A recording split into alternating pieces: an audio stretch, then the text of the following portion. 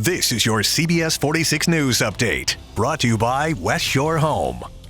Good morning, I'm Gurveer Dinsa. A new vaccine option is creating an equality challenge. Some people say they don't want the Johnson & Johnson vaccine because it has a lower efficacy rate than the Pfizer and the Moderna. DeKalb County's Board of Health argues certain shots will be better for certain communities, like people who have a lower chance at COVID exposure because they're homebound.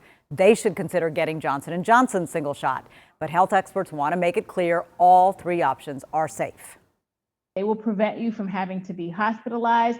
They will prevent you from having to be ventilated, and they will prevent you from dying. Because I do want to make sure that, we don't have this kind of, well, be glad you got what you got. But in the true sense of the word, to your point, these are good vaccines, all of them. Depending on supply, DeKalb's health department says it plans to dedicate certain days to distribute specific brands. Some health officials are concerned, though, about a decline in COVID-19 testing. The COVID tracking project shows test rates have dipped by a quarter since mid-January. The CDC says those tests are critical to controlling the pandemic, even as vaccinations are getting underway. The agency points to case numbers that are plateauing and coronavirus variants that are spreading. A recent wave of attacks on Asian Americans is hitting home for a local couple in Gwinnett County. They became the victims of a hate crime. The couple says their night out took a shocking turn when they were leaving their local Gwinnett movie theater and they found their car spray painted with an ethnic slur frequently targeted toward Asian Americans. They said in their 20 years of living in Suwanee, they have never felt like outsiders. That was until now. The nonprofit Stop Asian American Pacific Islander Hate says since the coronavirus has entered the U.S., there has been a surge in hate crimes like this one.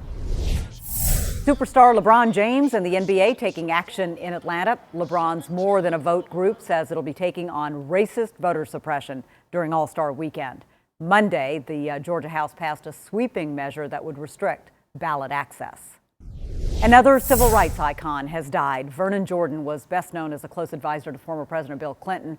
Before that, though, the Georgia native was deeply involved in civil rights, going back to 1961, when he filed a lawsuit against the University of Georgia's integration policy. He also worked as a field director for the NAACP before becoming president of the National Urban League. Vernon Jordan was 85. Gwinnett County commissioners give the final go-ahead to purchase the old Gwinnett Place Mall property. The county's going to use more than $23 million in bonds to buy the land.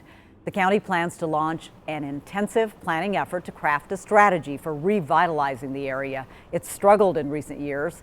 The county should be able to close on that property by the end of the month. Well, if you want to get outside, maybe later today is the time to do it. A little gloomy earlier in the day. Here's the forecast with meteorologist Ella Dorsey. Sunshine's going to return very quickly today. So like Revere said, it's going to be beautiful this afternoon. Nice northerly breeze. It'll be on the cool side, so you will need a jacket, but we are going to climb into the low 60s today, which is what it should feel like for early March. Very early spring-like temperatures. Tomorrow, gonna feel more like late March. Not a cloud in the sky for your Thursday with high temperatures in the upper 60s. Overall, over the next week, you're gonna see lots of sunshine and very dry conditions. It'll be a little bit cooler on Saturday with highs only in the mid 50s, but we stay above average in general over the next week. This has been your personal news update from CBS 46 News, brought to you by West Shore Homes, Atlanta's one-day bath remodeler.